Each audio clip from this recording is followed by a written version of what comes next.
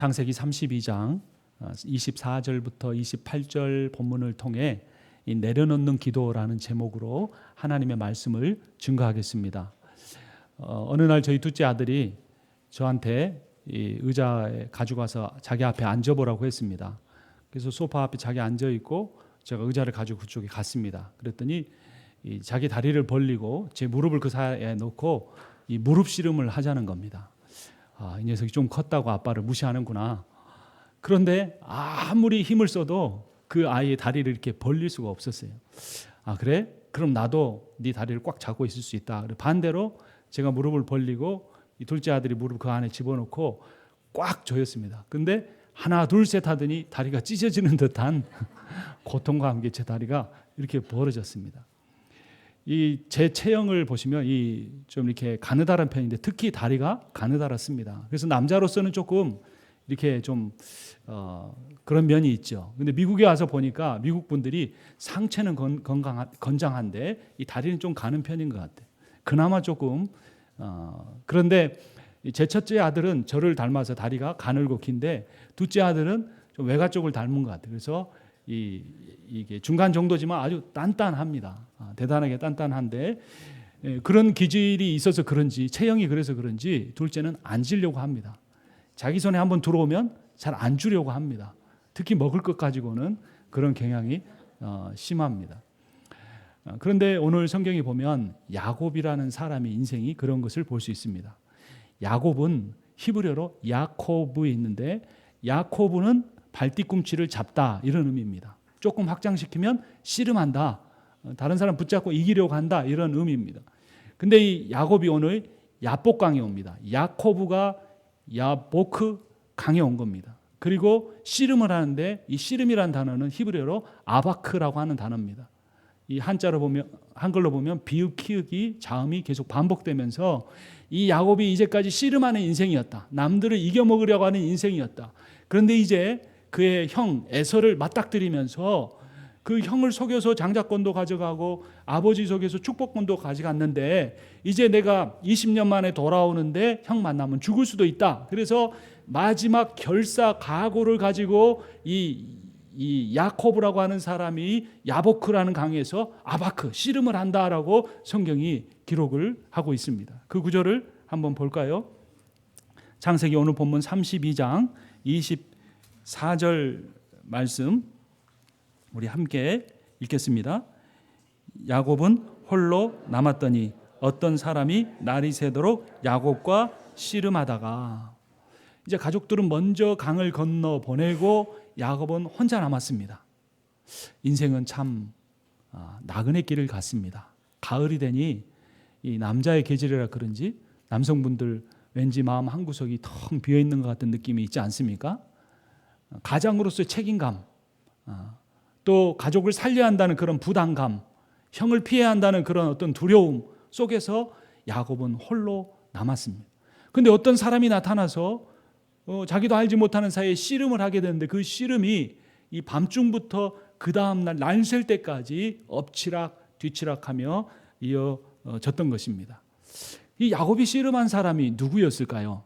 30절 말씀 우리 같이 읽겠습니다. 그러므로 야곱이 그곳 이름을 브니엘이라 하였으니 그가 이르기를 내가 하나님과 대면하여 보았으니 내 생명이 보존되었다 함이더라. 야곱이 누구와 씨름한 겁니까? 하나님. 야곱이 대단한 사람입니다. 누구까지 이겨먹으려고 하는 겁니까? 하나님까지. 여러분 꼭 누구의 이야기를 보는 것 같습니까? 우리가 하나님의 뜻을 따르려고 하는지 아니면 하나님의 뜻을 이기려고 하는지 우리가 그런 생각조차 안 하고 그냥 내 본능대로 그냥 내 느낌대로 사는지 한번 오늘 본문을 통해 말씀을 통해 살펴봐야 할 것입니다. 사실 야곱이 하나님과 씨름했다는 이 말은 어떤 의미냐면 결국 자신과 씨름했다는 의미입니다. 야곱은 자기의 형과 씨름하면서 태어났고 자기의 삼촌 라반과 온갖 머리 씨름을 하면서 재산을 모았고 아내를 4명씩이나 거느리면서 아내들 사이에 있는 질투 속에서 아내들과 싸우면서 이제까지 왔는데 이제는 하나님에 대해서까지 싸운다는 것은 야곱이 자기가 어떤 사람인지 알면서도 자기의 기질을 자기가 극복하지 못하는 거예요. 여러분 인생의 가장 큰 대적이 누구 같습니까? 바로 자기 자신입니다. 내가 그토록 내려놓고 싶고 내가 그토록 극복하고 싶은 내 자신, 결국 인생은 자신과의 싸움입니다. 신앙생활도 자신과의 싸움입니다. 신앙생활의 핵심이라고 할 수 있는 기도도 자신과의 싸움입니다. 밤이 맞도록 야곱은 자기 자신과 씨름했던 것입니다. 성화란 인간이 종교적으로나 도덕적으로 거룩해지는 과정이 아니고 옛 자아를 포기하는 과정입니다. 이 씨름이, 영적인 씨름이 내 옛사람을 포기하는 건데, 옛사람을 포기해야 어떤 사람을 얻을 수 있을까요? 새 사람을 얻을 수 있습니다. 옛날 동요에 어떤 게 있습니까? 두꺼봐 두꺼봐, 그 다음에 뭡니까?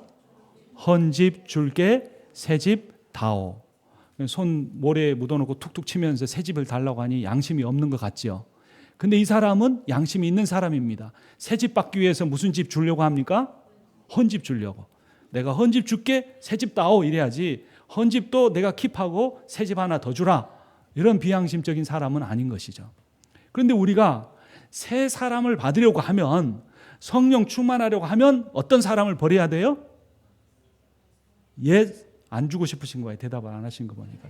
옛 사람을 버려야 새 사람을 얻을 수 있단 말이에요. 근데 옛 사람도 꽉 붙잡고 성령 충만도 받으려고 하니까 안 되는 거예요. 여러분, 미국 사람들 중에 몇 분의 몇이 행복하다고 느끼며 살 것 같습니까? 그럼 사실 우리가 미국에서 보면 미국 사람들 태어날 때부터 그 신앙의 유산, 부모의 자산들을 물려받잖아요. 언어도 타고나잖아요. 외모도 백인이잖아요. 그런데 얼마나 부럽습니까? 나도 힘들게 살면서 행복하려고 사는데 미국 사람이라면 얼마나 좋을까, 그런 생각도 드는 거죠. 그런데 놀랍게도 미국 사람 중에 불과 3분의 1만이 자신이 행복하다고 느끼며 산다고 합니다. 근데 그 보고서에 더 놀라운 것은 그 자신이 행복하지 않다고 여기는 사람들이나 행복하다고 여기는 사람이나 공통적으로 말하기를, 내가 모을 때보다 나눠줄 때 더 행복했다.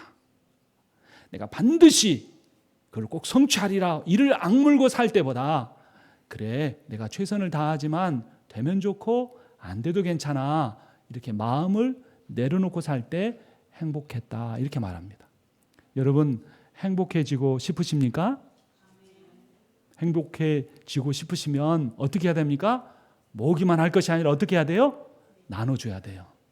꼭 그렇게 돼야 돼 라고 이를 꽉 물고 살면 뭐가 상해요? 이가 상해요. 그러니까 어떻게 돼요?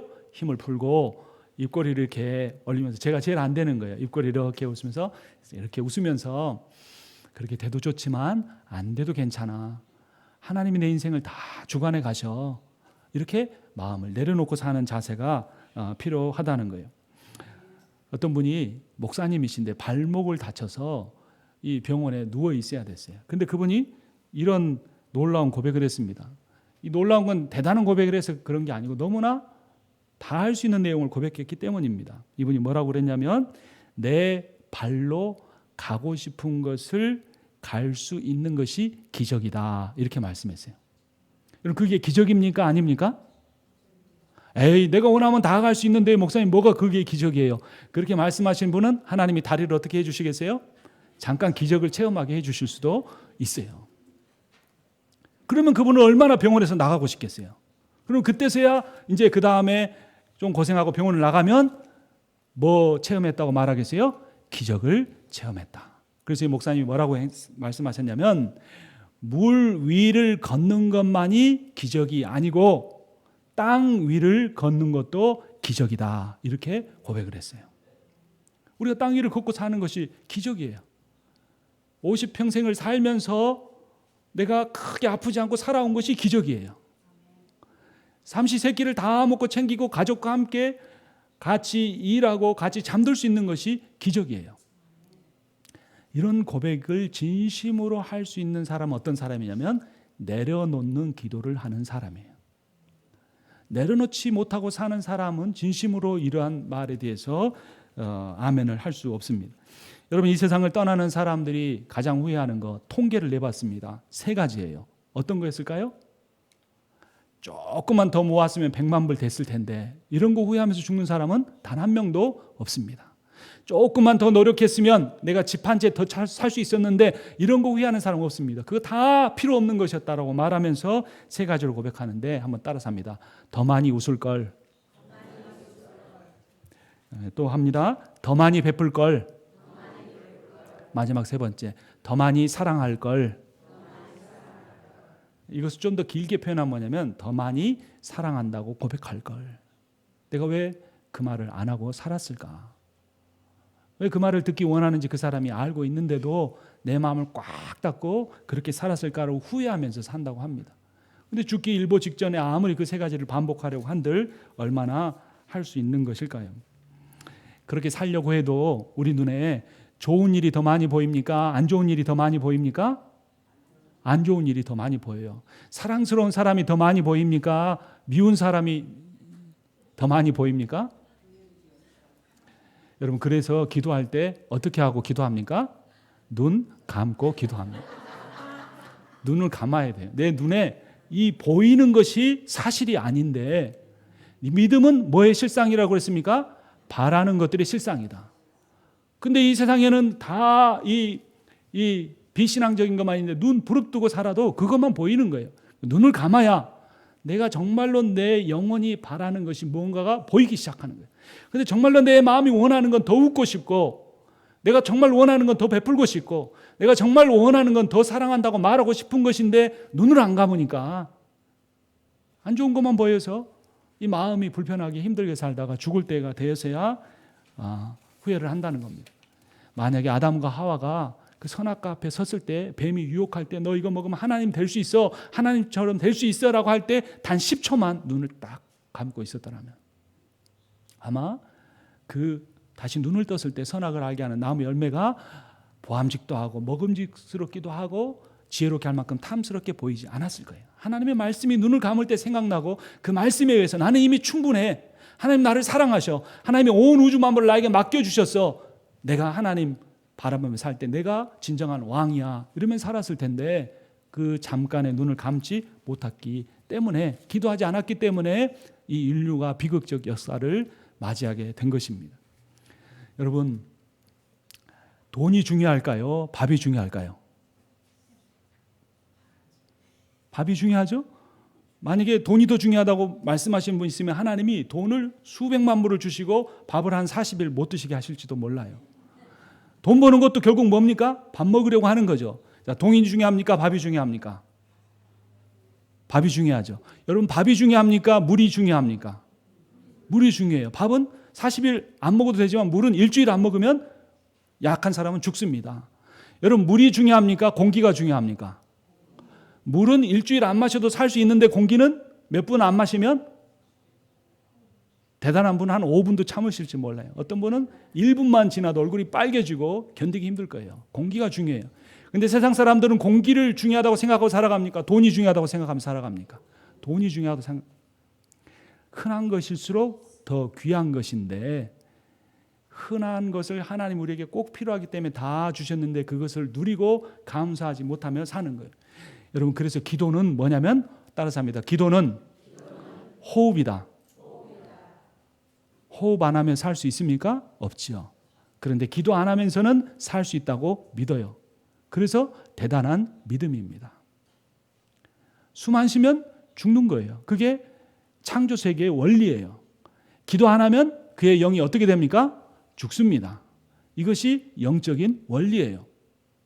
그래서 요한계시록에 보면 네가 살았다 하나, 네가 부유한 자라 말하나 너는 사실 벌거벗었고 가난한 자다. 안약을 사서 네 눈에 발라 너의 벌거벗은 것을 보라 라고 마지막 때에 교회들 향한 심판에서 그렇게 주님이 말씀하십니다. 여러분, 하루에 한 번이라도 한번 저 따라서 한번 숨을 쉬어보세요. 크게 계속 마십니다. 이걸 무슨 숨이라고 합니까? 들숨이다. 들이마신다. 들숨이다 합니다. 한번 깊게 내뱉어 보십시오. 이걸 무슨 숨이라고 합니까? 날숨이다. 여러분, 들숨과 날숨을 하루에 한두 번이라도 깊게 해보신 적이 있으십니까? 그렇게 사시는 분이 별로 없어요. 그냥 이렇게 하면서 살 때가 참 많아요. 여러분, 하루에 단 1분이라도 아무 생각도 안 하고 가만히 눈 감고 있어 본 적이 있으십니까? 없어요. 얼마나 생각을 많이 하는지 몰라요. 그러니까 에너지가 많이 드는 거예요. 산소가 많이 필요해요. 많이 또 먹어야 돼요. 1분이라도 눈을 감고 있어 본 적이 없는 사람, 하루에 단 한 1분이라도 내 기도 제목조차 다 내려놓고 하나님만 조용히 묵상하고 심을 깊게 들이마시면서 하나님의 사랑을 깊게 한번 생각해보고 숨을 쑥 내뱉으면서 내 마음속에 미움이나 욕심이나 근심 걱정을 쑥 뱉어놓는 그런 일을 하는 사람이 많지가 않아요. 심지어는 성경을 읽을 때도, 심지어는 기도할 때조차도 그렇게 깊은 숨을 들이마시고 내뱉는 적이 별로 없다는 거예요. 왜 기도가 호흡인가? 왜 기도하자면 죽는다든가, 목사님 그건 너무 과장입니다, 이렇게 말씀할지 몰라요. 그런데 데살로니가전서 5장 17절을 보면 뭐 하지 말고 기도하라 그랬습니까? 쉬지 말고, continually, 계속해서 기도하라는 겁니다. 쉬지 말고 호흡해야 하는 것처럼 쉬지 말고 기도해야 한다는 거예요. 사무엘을 기도하는 것을, 쉬는 것을 죄라고까지 말했어요. 왜 그럴까요? 왜 쉬지 말고 기도하라고 말했을까요? 앞서 말씀드린 것처럼 기도하지 않으면, 내려놓는 기도를 하지 않으면 내 영이 살 수 없기 때문입니다. 여러분, 사실 인간은 호흡하는 존재입니다. 뭐 하는 존재라고요? 호흡하는 존재. 그 다 누구나 아는 사실인데요. 아니요, 여러분, 성경에 매우 중요하기 때문에 창세기 2장 7절에서 이렇게 말씀합니다. 여호와 하나님이 이 땅의 흙으로 사람을 지으시고 생기를 그 코에 불어넣으시니 사람이 생명이 된지라. 여기서 불어넣으신 생기를 다른 성경에 보면 입김이다 그랬고, 생명의 기운이다 그랬고, 호흡이다 그랬어요. 그러니까 흙에 불과했던 인간이 하나님의 뭐를 받아들일 때, 하나님의 호흡을 받아들일 때 우리가 육신을 가진 이런 인간이 되었다는 거예요. 근데 요한복음 20장 21절에서 22절을 보면 부활하신 예수님께서 제자들 향하여 숨을 이렇게 내뱉으시면서 뭐라고 하셨을까요? 한번 따라서 합니다. 성령을 받으라. 예수님이 숨을 깊게 내쉬면서 성령을 받으라 그런 거예요. 이걸 제가 마술적으로 신비주의적으로 말하려는 게 아니에요. 예수님이 성령을 뱉어서 그 성령을 마신다, 이런 의미가 아니에요. 이건 하나의 비유지만 예수님께서 그 비유를 극대화하시기 위해서 숨을 내신 거예요. 그러니까 너희가 숨을 깊게 들이마시듯이 그 성령을, 너희 밖에 계시거나 아니면 이미 영접했지만 내 마음의 한구석에 계시는 그 성령을 내 마음의 중심으로 깊게 들이마시듯이 내 마음의 중심으로 들어오시게 하라. 상처가 있는 곳, 아픔이 있는 그 자리, 열등감이 자리 잡고 있는 그 자리, 죄악에 대한 완전히 회개하지 못해서 아직도 하나님 앞에 나갈 때마다 나를 거스르게 하는 그 죄악의 문제, 꼭꼭 숨겨둔 그 자리까지 성령을 깊게 들여 마실 때에 내가 할 수 없었던 그 일을 성령의 역사를 통하여 주님이 다 풀어주신다, 자유하게 해주신다, 이런 의미예요. 그래서 숨을 깊게 들이마시면서 성령을 내가 들이마시듯이 내 마음의 중심으로 모셔드리고, 숨을 깊게 내뱉으면서 내 욕망과 내 인생에 대한 계획과 내 수치심과 자존심과 내 모든 계획들을 다 내어놓을 때에 내 마음의 평안과 자유와 기쁨이 있어서 그 자유와 평안의 능력을 가지고 내가 이전에는 할 수 없었던 일을 하나님의 때에 하나님의 방법으로 성취하게 해 주신다는 것입니다. 한번 따라서 하겠습니다. 사랑을 들이마시고 미움을 내뱉으라. 신뢰를 들이마시고 불신을 내뱉으라. 여러분, 하루에 단 1분만 이렇게 내가 하나님의 사랑을 깊게 들이마시고 내 모든 욕심을 내려놓고 미움을 내려놓고 그런 일을 1분만 한다면 우리의 삶이 놀랍게 달라질 겁니다. 여러분, 사람을 이렇게 기쁘게 하고 흥분하게 하는 뭔가 의욕을 주는 그런 호르몬을 뭐라고 합니까? 엔돌핀이라고 하죠. 근데 이 엔돌핀보다 4,000배, 몇 배요? 4,000배 더 강력한 이 호르몬이 있는데 그게 뭡니까? 다이돌핀이라고 하는 호르몬이에요. 근데 이 다이돌핀이라고 하는 호르몬은 어떤 초월적인 존재에게 자신을 완전히 내어 맡기는 그 사람, 그 초월적인 존재가 나를 지켜주고 보호해주고 인도해주고 변함없이 사랑한다는 강한 확신에 붙잡힐 때, 그때 느껴지는 희열, 그때 이 다이돌핀이 쏟아진다고 합니다. 그러니까 하나님의 역사는 영적인 역사와 물질적인 역사가 같이 가는 거예요. 왜냐하면 물질적인 세계도 하나님이 주관하셨고 하나님이 주관하시고 영적인 세계의 놀라운 기적과 이적도 하나님이 일으키시고 하나님이 이끌어 가시기 때문이에요. 그러니까 우리가 평생을 노력해서 애써도 우리는 엔돌핀 정도밖에 얻을 수 없지만 하나님의 사랑을 묵상하고 심호흡하고 받아들이고 미움과 모든 욕심들을 내려놓는 그 사람에는 그보다 4000배 강력한 다이돌핀이 그의 마음속에 들어올 수 있다고 하는 겁니다. 여러분, 사람이 왜 호흡해야 할까요?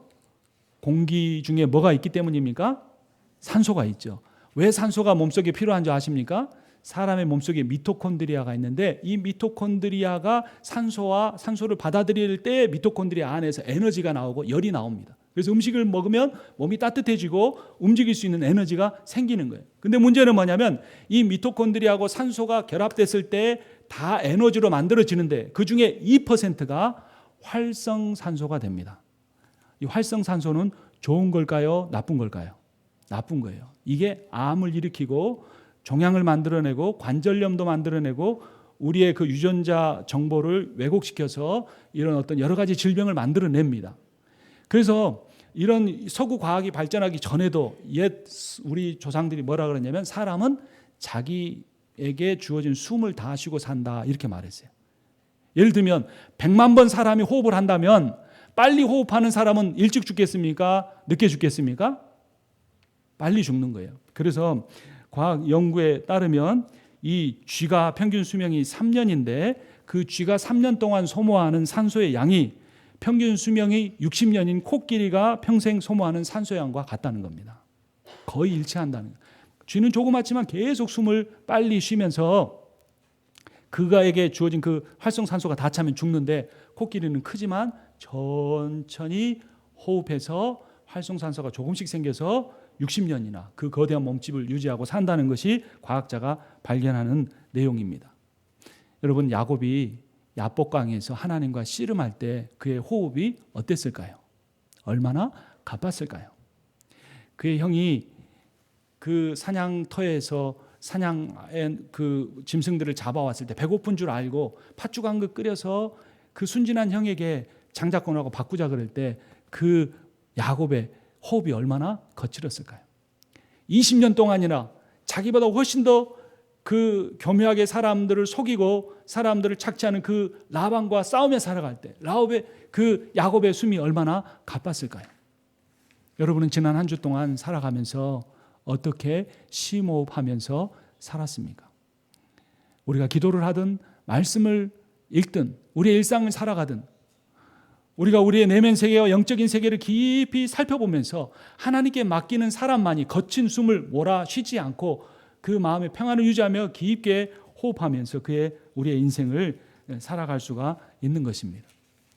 야곱이 마지막 인생의 정점을 향하여 치달을 때 그 거친 숨을 몰아쉴 때 하나님이 그에게 이렇게 역사하십니다. 오늘 본문 25절, 26절 말씀 함께 읽겠습니다. 자기가 야곱을 이기지 못함을 보고 그가 야곱의 허벅지 관절을 치매 야곱의 허벅지 관절이 그 사람과 씨름할 때 어긋났더라. 그가 이르되 날이 세려하니 나로 가게 하라. 야곱이 이르되 당신이 내게 축복하지 아니하면 가게 하지 아니하리라. 아멘. 반칙의 왕이었던 야곱이 하나님께 반칙을 당합니다. 그리고 평생 건강한 몸과 똑똑한 머리를 가지고 살아왔던 야곱이 그의 허벅지 관절이 부러짐으로 인하여 불구자의 장애인의 인생을 살게 됩니다. 그는 더 이상 이 자기의 대적인 형 에서의 위협 속에서 자기의 목숨을 지킬 수 없는 존재가 되고 만 것입니다. 아무리 많은 꾀가 있어도 움직일 수조차 없는 이제 자기 발로 걷는 것이 기적이라는 사실을 절절하게 깨닫는 그 상황에 대세야 26절에서는 야곱이 더 이상 하나님과 씨름하려고 하지 않고 하나님을 이기려고 하지 않고 하나님이 주시는 능력으로 살아가려고 하나님 나에게 축복하여 주시옵소서라고 하는 긴 한숨 섞인 기도를 하나님 앞에 드리고 있는 것입니다. 물론 우리는 다급할 때는 하나님 앞에 간절히 부르짖으며 기도해야 됩니다. 예레미야서 33장 3절을 보면 너는 내게 부르짖으라. 그러면 내가 너에게 응답하겠고 네가 알지 못하는 크고 비밀한 일을 너에게 보이리라. 주님이 말씀하십니다. 그래서 우리가 외치며 기도할 때도 있어야 되고 부르짖으며 기도할 때도 있어야 됩니다. 하지만 대부분의 우리의 삶에서는 우리의 의지를 내려놓는 기도를 해야 합니다. 도대체 내가 하나님 뜻대로 살고 있는가? 도대체 내가 예수 그리스도가 내 인생의 구주라는 확신은 가지고 있는가? 도대체 내가 날마다 비즈니스를 시작하고 직장 생활을 향하여 출근하면서 내가 하나님과 동행하기를 간절한 마음으로 원하고 있는가? 깊이 숨을 들이마시고 깊이 숨을 내쉬면서 자신의 영혼을 살펴봐야 하는 것입니다. 시편 1편 2절을 보면 오직 복 있는 사람은 여호와의 율법을 즐거워하여 그의 율법을 주야로 묵상하는도다 라고 말합니다. 소는 급하게 풀을 뜯어먹지 않습니다. 조용조용 뜯어먹는데 그 소가 풀을 뜯어먹는 그 모습을 묘사하는 것이 여기 묵상하다는 단어로 사용된 히브리어입니다. 하나님의 말씀을 조용히 묵상하고 그 말씀을 붙잡고 심호흡을 들이마시고 내쉬면서 하나님의 사랑을 더 깊이 받아들이고 내 마음에 들어있는 상처 아픔들을 내려놓을 때에 성령이 내 안에 주인이 되셔서 예수를 주로 삼고 하루하루 살아가는 그 삶을 살게 해 주시는 겁니다. 하나님은 그렇게 축복을 원하는 야곱에게 축복 대신에 새로운 이름을 주십니다. 27절, 28절 함께 읽겠습니다. 그 사람이 그에게 이르되 내 이름이 무엇이냐? 그가 이르되 야곱이니이다. 그가 이르되 내 이름을 다시는 야곱이라 부를 것이 아니요 이스라엘이라 부를 것이니 이는 내가 하나님과 및 사람들과 겨루어 이겼음이니라. 아멘. 이스라엘, 야곱은 발뒤꿈치를 잡다는 수치스러운 이름인데 이스라엘은 어떤 이름이냐면 하나님과 싸워서 이겼다, 이런 영광스러운 이름이에요. 근데 여러분, 사실은 지금 상황에서 보면 야곱이 씨름을 이겼습니까? 하나님이 이겼습니까? 하나님이 이겼잖아요. 물론 반칙으로 이겼지만 하나님이 자기 힘으로 넘어뜨리지 않고 야곱의 뼈를 주먹으로 때려서 부러지게 해서 이기셨단 말이에요. 그런데 하나님이 정작 야곱에게는 어떤 이름을 주셨어요? 야곱이 이겼다, 네가 하나님과 겨루어 이겼다라고 하는 그런 새로운 이름을 주셨단 말이에요. 그래서 한 신학자는 뭐라고 말씀하셨냐면 하나님은 두 손이 계시는데 한 손으로는 우리와 싸우시고 다른 한 손으로 우리를 지켜주신다, 이렇게 말씀하셨어요. 이 야곱의 씨름의 이야기를 통해 우리가 깨닫게 되는 것은 무엇이냐면 이기는 것이 아니고 지는 것이 이기는 것이라는 거예요. 내 자아가 원하는 대로 인생을 성취하고 성공하고 소유하고 사는 삶이 성공한 삶이 아니라 그것은 실패한 삶이요, 자기의 뜻대로 인생을 이루지도 못하고 건강도 다 온전치 못하고 늘 실패하고 넘어지는 것 같지만 그 실패 속에서 전능하신 하나님을 의뢰하고 붙드는 사람이 진정한 승리를 거두는 사람이라는 겁니다. 그래서 하나님께서 사랑하는 사람에게 실패를 주세요. 하나님께서 사랑하는 사람에게 좌절을 겪게 하세요. 하나님이 사랑하는 사람에게, 크게 쓰시려는 사람에게 도저히 그의 힘으로는 이겨낼 수 없는, 버틸 수 없는 절망적인 상황을 몰아넣으시고 그의 가장 의지하는, 씨름 잘하는 사람이 의지하는 게 뭐겠습니까? 허벅지 아니겠습니까? 그 허벅지를 부러뜨려서라도 하나님이 이 야곱을 이스라엘의 위대한 조상이요 믿음의 사람으로 만들어 내신 것입니다. 그리고 같은 창세기 35장 11절을 보면 하나님은 이렇게 선포하십니다. 하나님이 그에게 이르시되 나는 전능한 하나님이라. 생육하며 번성하라. 한 백성과 백성들의 총회가 내게서 나오고 왕들이 내 허리에서 나오리라. 오늘 창세기 32장에서는 허벅지 관절이라고 표현됐고 35장에서는 허리라고 번역됐지만 이것은 동일한 히브리어 야레크입니다. 하나님은 자신이 부러뜨려버린 그 야곱의 허리에서 수많은 민족들을 나오게 하시겠다. 이미 태어난 자녀들이지만 그 자녀들이 번성하고 잘되게 하겠다고 축복을 선언하신 것입니다.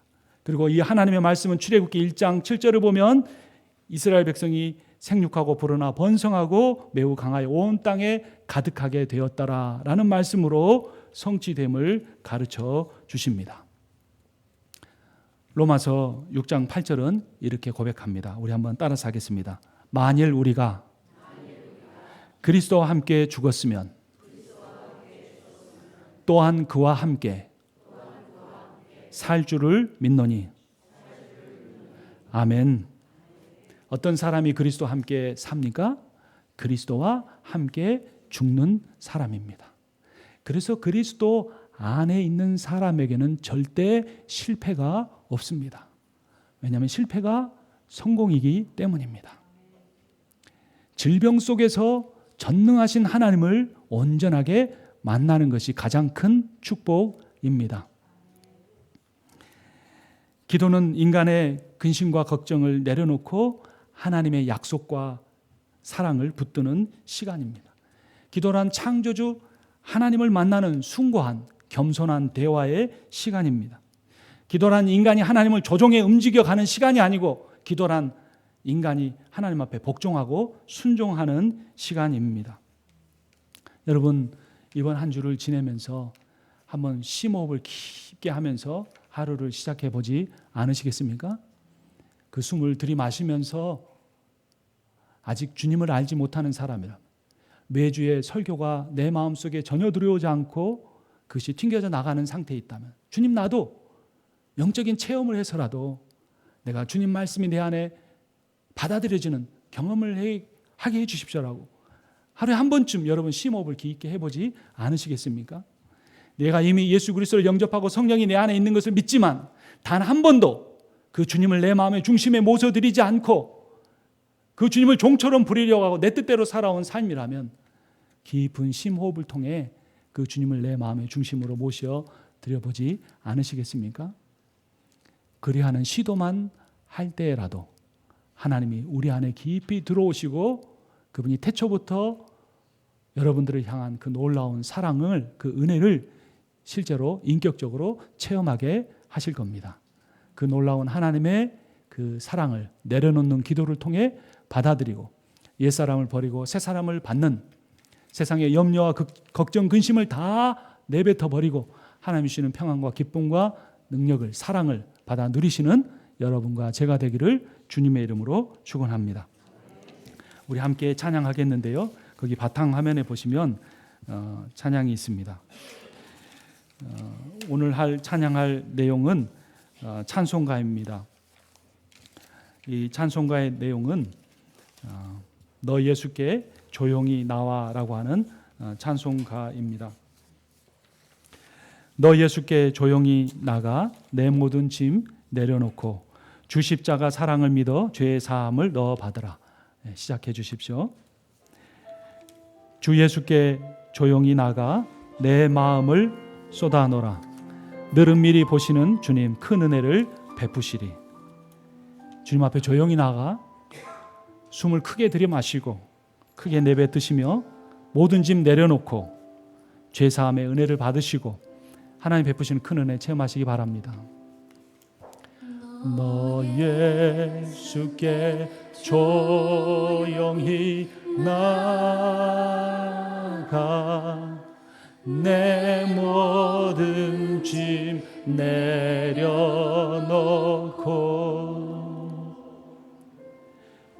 주 십자가 사랑을 믿어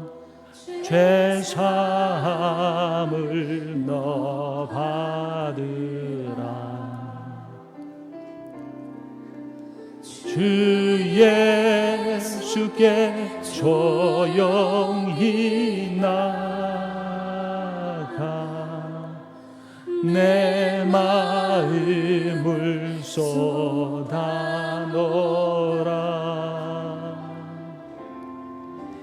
늘은 미리 보시는 주님 큰 은혜를 베푸시리. 너 예수께 조용히 나가 내 모든 짐 내려놓고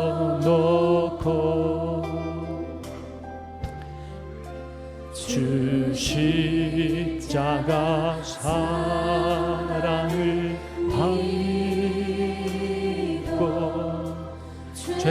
사함을 너 받으라. 주 예수께 조용히 나가 내 마음을 쏟아놓으라.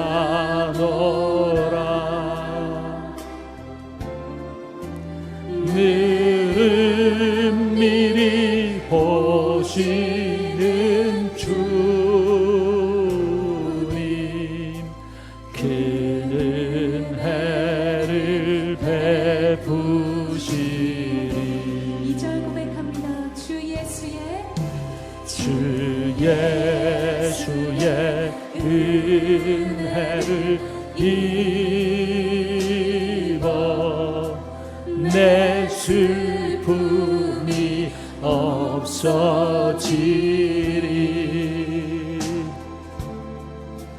내 이웃을 늘 사랑하며 너 받은 것 거저주라. 우리 3절 고백합니다. 주 예수를 친구로, 주 예수를 친구로 삼아 늘 내 옆에 모시어라. 그 영원한 생명샘 물에 내 마른 목 죽이어라.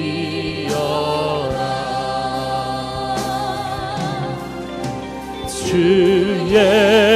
예수께 조용히 나가 내 마음을 쏟아놓으라.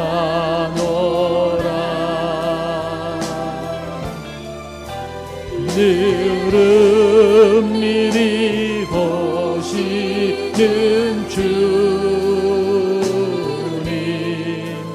그 은혜를 베푸시. 우리 함께 기도하겠습니다. 내려놓는 기도 주님 앞에 드립니다. 하나님 아버지, 주님 이제까지